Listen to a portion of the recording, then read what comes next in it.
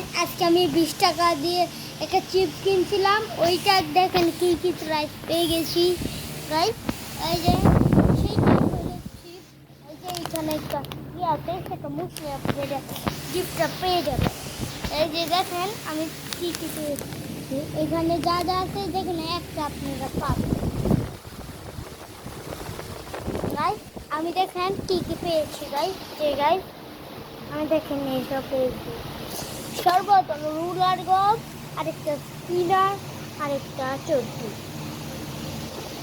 এসব আমি দেখাবো কিভাবে খেলে, এইসব আমি নিয়ে নিচ্ছি। এই যে গাইস আমি এইখানে রাখলাম এসব। সর্বপ্রথম রুলার গম দিয়ে আপনি এইভাবে টুকা মেরে খেলতে পারবেন। আর স্পিনারটা দেখায়, আপনারা এইভাবে দিয়ে এইটাকে এইভাবে ঘোরাতে পারবেন।